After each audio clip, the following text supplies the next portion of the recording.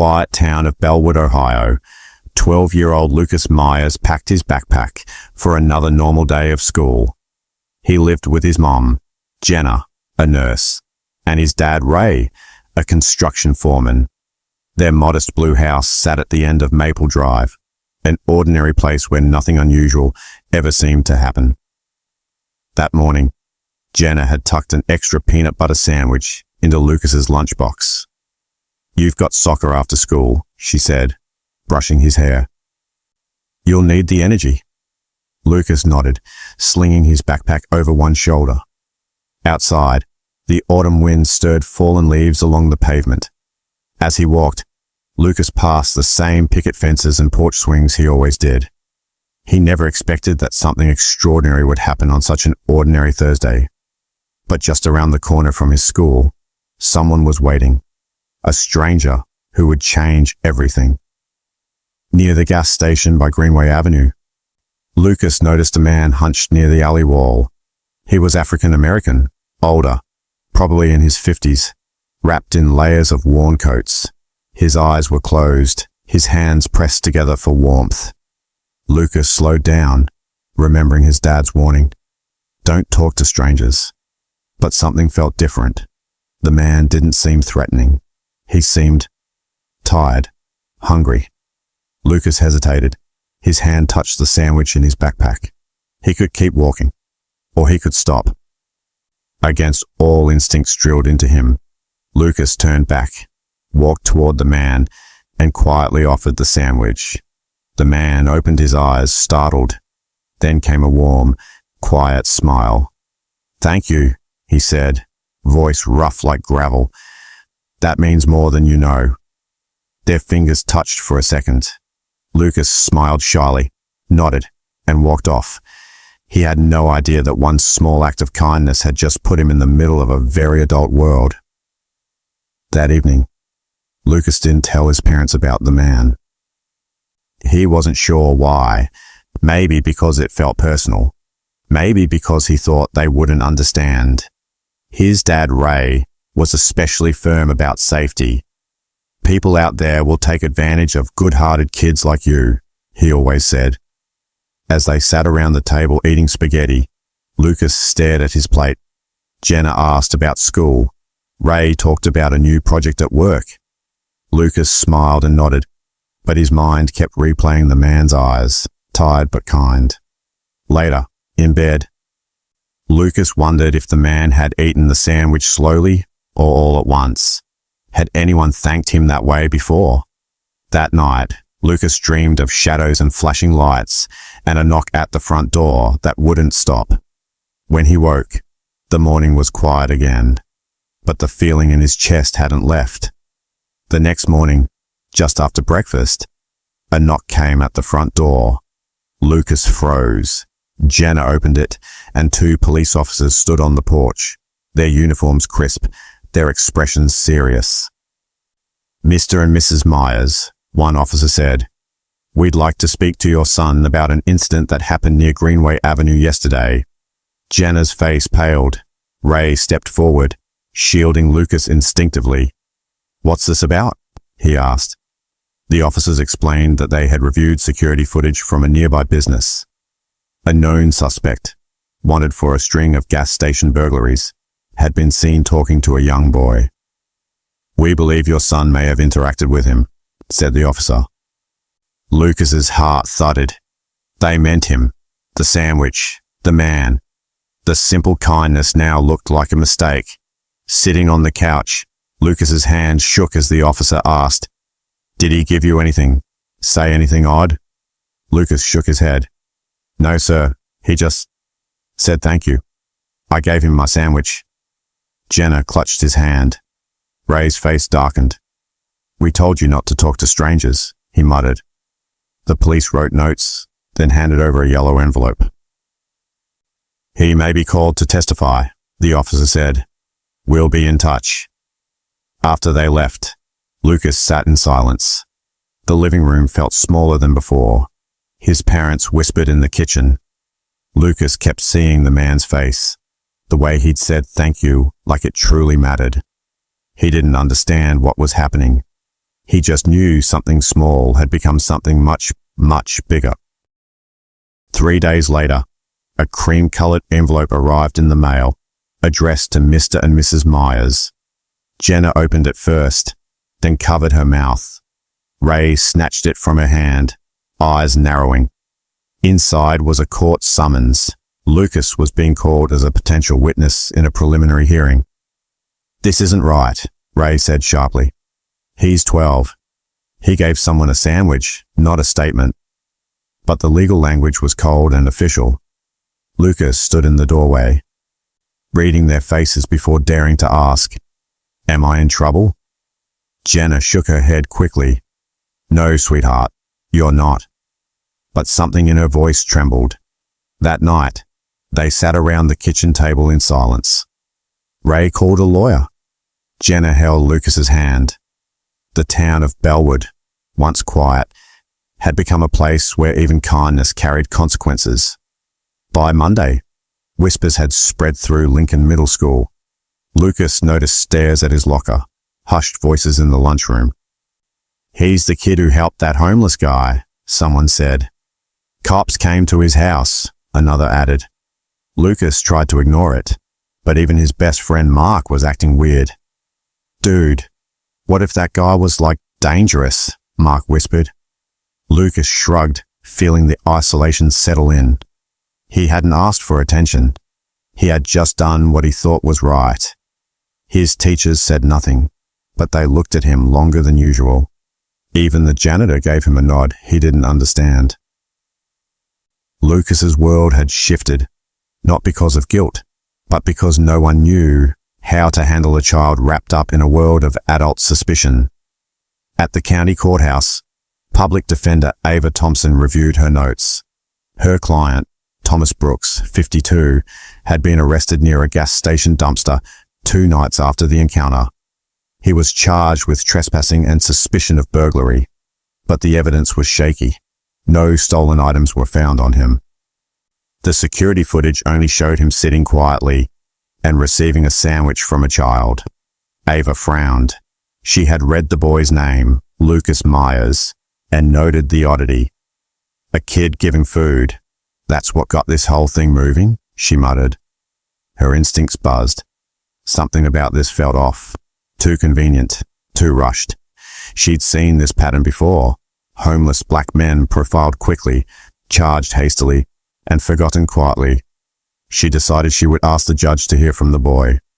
Maybe, just maybe, this story had more truth than the report suggested. On the morning of the hearing, Lucas wore a button-down shirt and sat stiffly between his parents in the wooden benches of Courtroom 4B. Everything felt too big. The echo of footsteps, the shuffle of legal papers, the high wooden bench where the judge would soon sit. Across the room sat Thomas Brooks, dressed in an oversized beige jumper, hands folded in his lap. He looked tired, but not surprised. He didn't look at Lucas. Not out of disrespect, but almost as if to shield the boy from what was coming. When his name was called, Lucas stood. The courtroom fell quiet. The clerk asked if he'd witnessed anything unusual. Lucas looked at the judge and simply said, "I gave him a sandwich. He didn't do anything wrong." Murmurs rippled through the room. The judge raised a brow. Ava Thompson's pen froze mid-note. Something had just shifted. The prosecutor requested a brief recess. During the break, Ava approached the Myers family. "Thank you," she said quietly to Lucas. Not everyone would have spoken honestly. Ray eyed her warily. "He's a kid. He shouldn't be here." Ava nodded. "I agree. But what he did, it may have kept an innocent man from being swallowed whole." Jenna blinked away emotion. Lucas didn't speak. He just looked across the room at Mr. Brooks, who finally glanced back and gave the boy a slow, grateful nod. It wasn't just about a sandwich anymore. It was about being seen, being believed, being human. Lucas didn't understand the law, but in that moment, he understood this. Sometimes, kindness wasn't a small thing. Sometimes it was everything. Assistant District Attorney Karen Bell sat with a furrowed brow, flipping through the sparse report on Thomas Brooks. No prior convictions, no violent history, a background as a former truck mechanic, then a spiral into homelessness after his wife's death and mounting medical bills. Still, she'd already filed charges based on the original arrest report, trespassing and suspicion of theft. But now, with a child witness saying otherwise, the case had turned complicated. "This isn't about the sandwich," her supervisor reminded her. "It's about public safety, no exceptions." Karen wanted to push back. She wasn't new. She'd seen how thin these cases could be, but optics mattered, elections mattered, and being seen as soft on crime, especially with a growing homeless presence downtown, wasn't something the office took lightly. She sighed. "We'll proceed," she muttered, even if her gut told her they were wrong. Back at Lincoln Middle School, Lucas's social studies teacher, Ms. Hargrove, had been quietly following the news. She'd recognized Thomas Brooks from a photo in the local paper. He had once fixed her car outside a mechanic shop 15 years ago. She remembered his kindness, how he refused a tip after patching a tire for her and her infant daughter. During homeroom, she pulled Lucas aside. "You did something brave," she told him gently. "Don't let the noise drown that out." Lucas looked down. "I just gave him lunch." Ms. Hargrove smiled. "Sometimes that's the bravest thing, doing what no one else did." She later emailed the county clerk, requesting to submit a character statement on Mr. Brooks's behalf. She didn't know if it would help, but silence had never sat right with her. When court resumed, Ava Thompson stood to file a motion to dismiss the case based on lack of evidence and the eyewitness testimony of Lucas. The judge, Hunter Marianne Clark, reviewed the motion silently. Then she looked at the prosecutor. "Ms. Bell, anything else from the state?" Karen hesitated. "Your Honor, we believe this man may still pose a threat." "Based on what?" the judge pressed. "A meal and a park bench?" A pause hung heavy in the room. Finally, Judge Clark leaned forward. "I will allow the defense's motion, unless new compelling evidence is presented within 72 hours. Until then, Mr. Brooks is released on recognizance." The gavel struck. Ava's shoulders loosened. Lucas let out a quiet breath. The tide, it seemed, had begun to turn. The news broke by evening. Homeless man freed after boy's testimony. Social media exploded. Some praised Lucas as a hero. Others questioned the wisdom of involving a child. Local news vans pulled up in front of the Myers home. Ray refused interviews. Jenna unplugged their landline. But the town of Bellwood was no longer quiet. The mayor released a neutral statement. Online forums lit up with debate. Compassion versus caution. Justice versus procedure. At school, Lucas received anonymous notes in his locker. One called him brave. Another said, "Hope you're not wrong." But amidst the noise, one post stood out. It was from a former client of Thomas Brooks. "He fixed my car when I was broke. He was decent. I'm glad someone saw him." 5. Thomas finds his voice. On the courthouse steps, Thomas Brooks spoke softly into a microphone for the first time in over a decade. "I didn't ask for help, but that boy gave it anyway." His voice cracked. "People forget you're still human when you're on the street, but that sandwich," he paused, "it reminded me that I still mattered." Reporters asked questions, but he didn't stay long, just long enough to be heard. That night, Ava walked him to a temporary shelter. "We'll fight this," she told him. Thomas looked up at the stars and said, "I've already won something." A kid looked at me and didn't flinch. By Friday, the buzz around school wasn't fading. It was growing. Some classmates gave Lucas high fives in the hallway. Others avoided him entirely. At lunch, a group of parents had petitioned for a meeting with the principal, citing safety concerns over Lucas's public involvement in a court case. He noticed the whispers, the glances. Even his closest friend, Nate, sat 2 tables over. When Lucas walked home, the air felt thicker. He wondered if he had done something wrong. At dinner, his dad remained quiet. Jenna tried to bridge the silence, asking about schoolwork, but Lucas pushed his plate away. "It was just a sandwich," he said under his breath. In his mind, the world had been simple. Kindness mattered. Now he wasn't sure. Back at her office, Ava Thompson sat surrounded by case files. She had requested access to all past citations against Thomas Brooks. What she found disturbed her. Multiple charges for loitering, sleeping in public, even panhandling, none of which had resulted in convictions.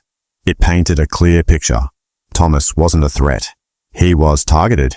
She found inconsistencies in patrol logs and unrecorded detainments. One officer's name showed up repeatedly, Officer Clint Reynolds. Ava scribbled notes furiously. If she could prove a pattern of targeted harassment, it could shift the case entirely. She needed more. A witness, a moment, something to crack it wide open. While scrolling through the local news, Darlene Scott, a retired librarian, recognized Thomas instantly. She hadn't seen him since her church closed its food pantry 2 years ago. He had always waited patiently, never demanded, always thanked her with a "God bless you." Seeing his face on the screen, she felt guilt stir in her chest. She had food, she had warmth, and yet she had forgotten him. That afternoon, she walked into Ava's law office unannounced. "I know Thomas," she said firmly, "and I'm not going to let him get buried by silence." Ava's eyes lit with cautious hope. "Can I quote you in court?" Darlene nodded. "Quote me everywhere." Word reached the precinct fast. A civilian complaint had been filed against Officer Reynolds. Internal Affairs opened a quiet review. But Clint wasn't worried. "They don't care about him," he muttered to a fellow officer. Still, something about the attention made him nervous. He checked old bodycam files, deleted a few, changed timestamps. But the digital forensics team had already been pinged. The town's police chief, under political pressure, began asking questions. Ava, meanwhile, filed a motion for public access to citation data. "If he's being punished for existing," she told the local paper, "then it's not law. It's cruelty wrapped in protocol." At the Myers house, Lucas received a letter in the mail. No return address, just his name printed carefully. Inside was a single sheet of lined paper. The handwriting was shaky, but deliberate. "Thank you for seeing me when others didn't. You reminded me I was still here. TB." Lucas stared at it for a long time. Then quietly, he walked to the refrigerator and pinned it up beside his math tests and art projects. When his dad walked by and paused, Lucas simply said, "He didn't ask for anything. He just said thank you." Ray didn't answer, but he didn't take it down either. Lucas sat outside the courtroom with Ava beside him. He wore a navy blue sweater and khakis, Jenna's choice to make him look reliable, but still a kid. Inside, murmurs of journalists and attorneys hummed like static. The room wasn't full, but the weight of every eye waiting felt massive. Ava knelt to Lucas's eye level. "Just tell the truth. Don't guess. Don't shrink." Lucas nodded, his hands clenched in his lap. When his name was called, his legs felt like rubber. The bailiff held the door. Lucas stepped in. The judge peered over round glasses, and on the far side, Thomas Brooks sat beside a public defender, his eyes soft when they landed on the boy who had shared his lunch. The prosecutor's voice was smooth, calm, practiced. "Lucas, do you remember the day you offered Mr. Brooks a sandwich?" Lucas nodded. "Yes, ma'am." "Why did you do that?" Lucas looked down, then up again. He looked hungry. He didn't ask. He didn't say anything. "I just thought he needed it." Some jurors smiled faintly. The prosecutor pressed on. "Did he threaten you or ask for money?" "No," Lucas answered firmly. "He just said thank you." From the corner of the courtroom, a reporter typed quickly. Ava gave a slight nod. Lucas didn't realize it, but in that moment, he'd shifted the tone of the entire trial. Then came the defense's cross-examination. The public defender was kind but calculated. Lucas, do you remember what Mr. Brooks looked like? Lucas hesitated. Tired, dirty, but not scary. Did he say anything about where he was going? No, just thanked me. Did you see him again after that? No. The attorney nodded. That's all. It was short, but it left an impression. In the gallery, Darlene Scott squeezed her husband's hand. The courtroom, once divided, now began to lean toward a shared truth. This wasn't a criminal.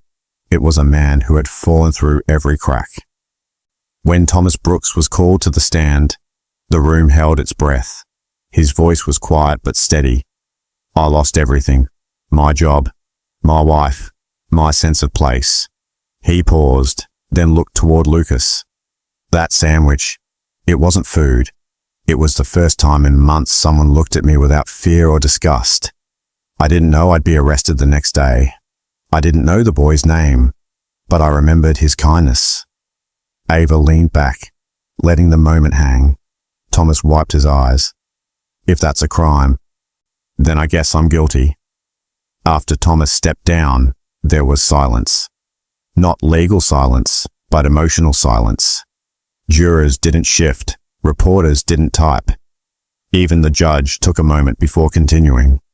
Lucas returned to the bench, where Jenna gave his hand a quick squeeze. Ava whispered, "You did more than testify today. You reminded them what justice is supposed to feel like." Outside the courtroom, people had gathered.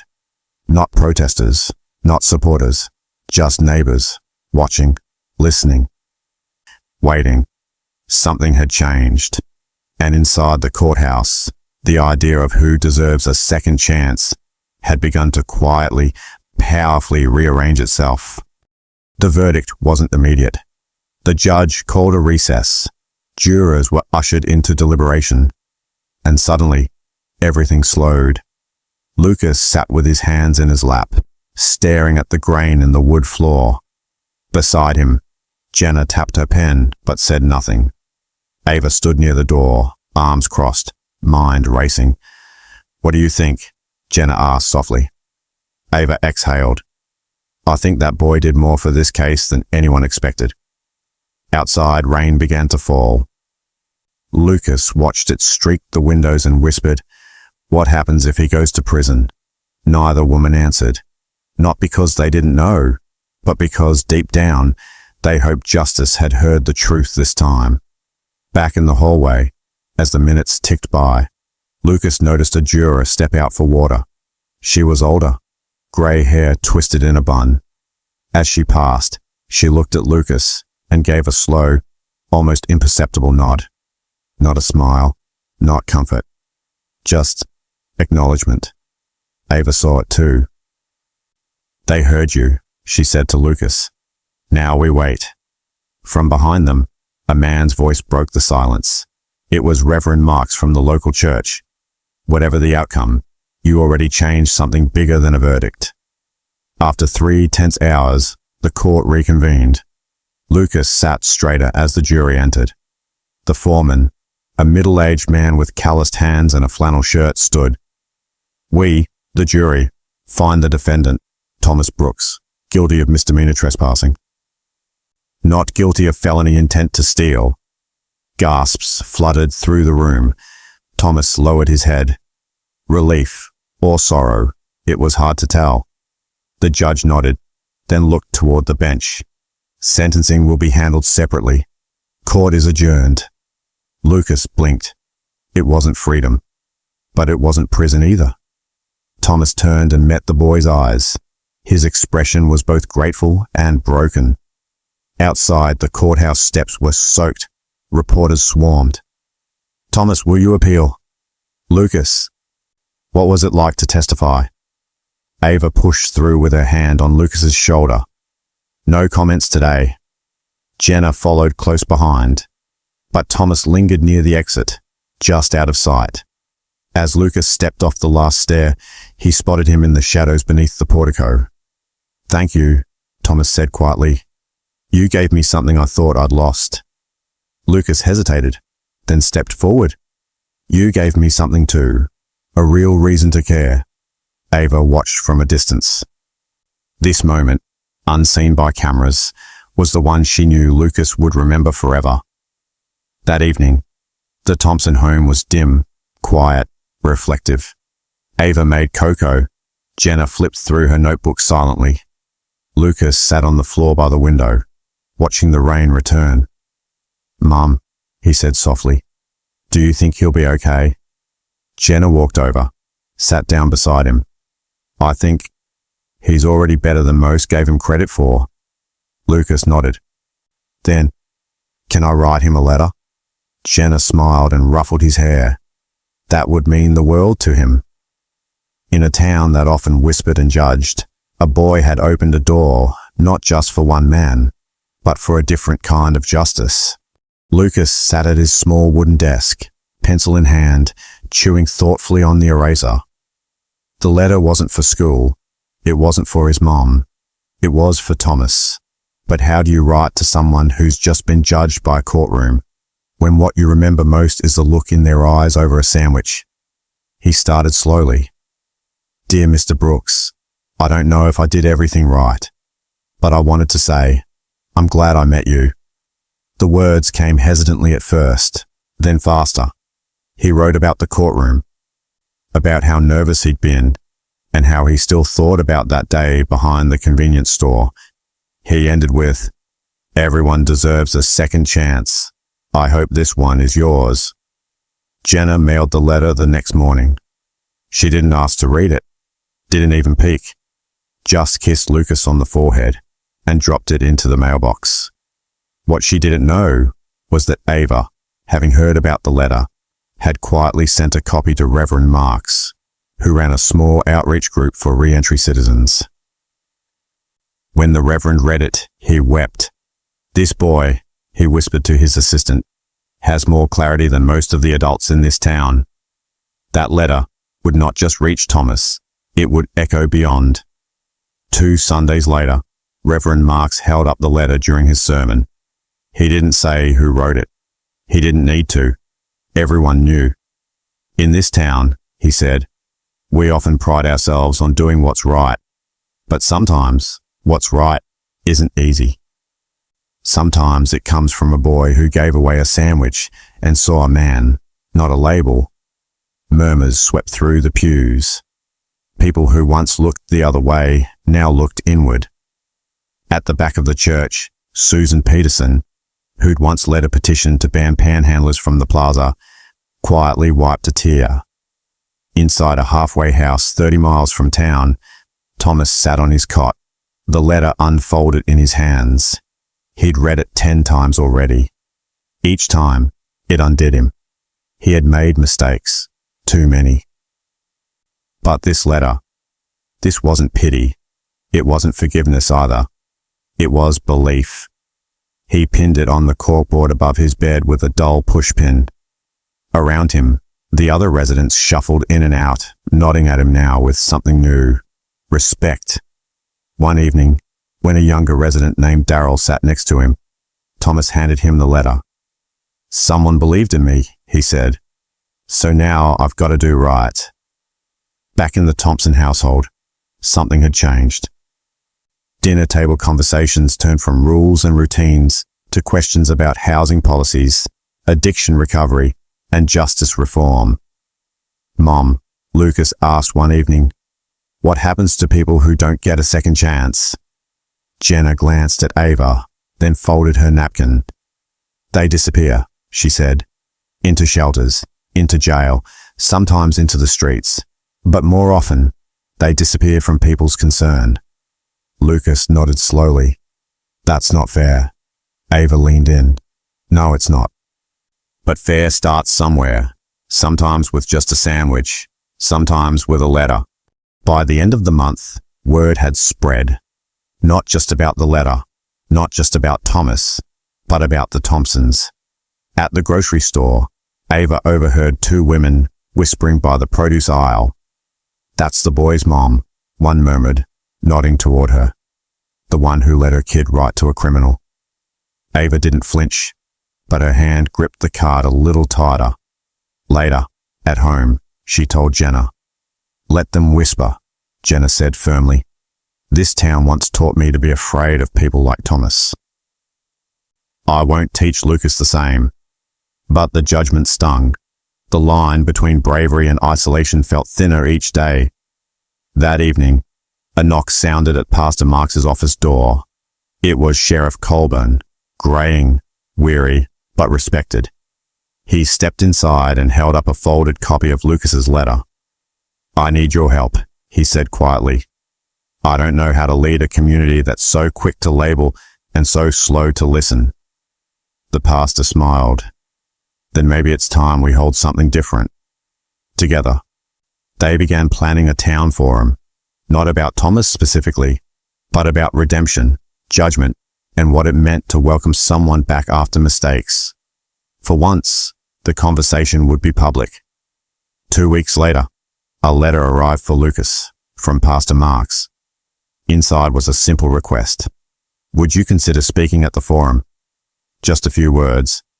"Your letter started something we can't ignore." Lucas stared at the page, his hands sweaty. "I'm just a kid," he said to his mom. "What if I say the wrong thing?" Jenna knelt beside him. "You won't, because what you said before was from your heart, and that's what this town needs." He nodded slowly. The idea of standing in front of adults who once ignored him was terrifying. But maybe it was time. The night before the forum, Lucas couldn't sleep. He paced. He rehearsed. He erased. Then, frustrated, he balled up his speech and threw it across the room. "Why should they even listen to me?" he whispered in the dark. Jenna stepped into the doorway. "Because you're the only one in this town who saw a man when everyone else saw a mugshot." He sat on his bed, silent, then reached for a fresh notebook.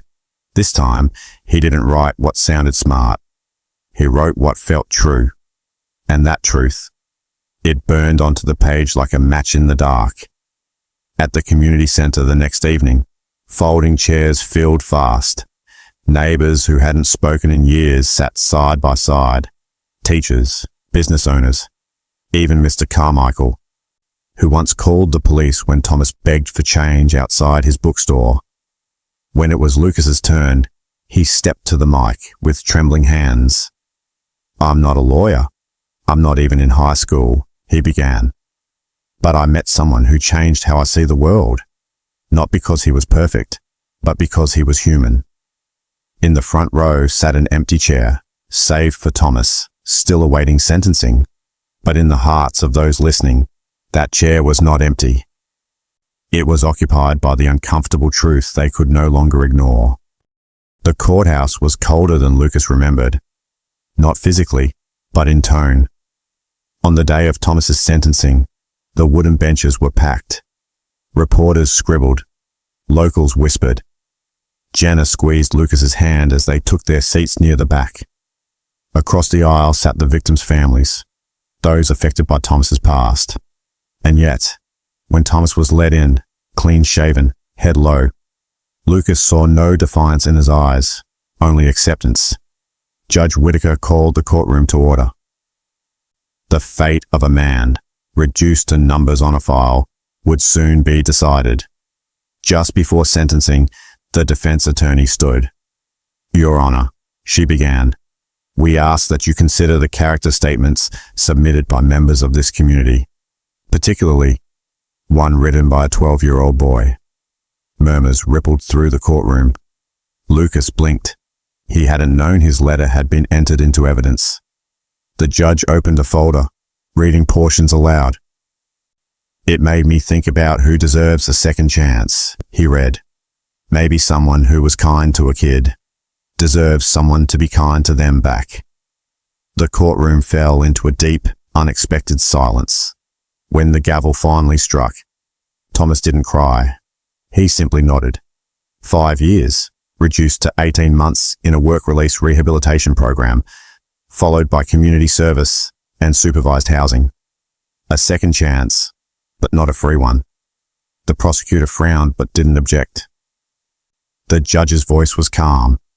This court recognizes punishment, but it also recognizes growth. This sentence reflects both. Thomas turned to find Lucas in the crowd. They exchanged a small nod. Nothing dramatic, just quiet understanding. Sometimes justice doesn't roar. Sometimes it breathes. In the car, Lucas sat in silence, staring out the window. "You okay?" Jenna asked gently.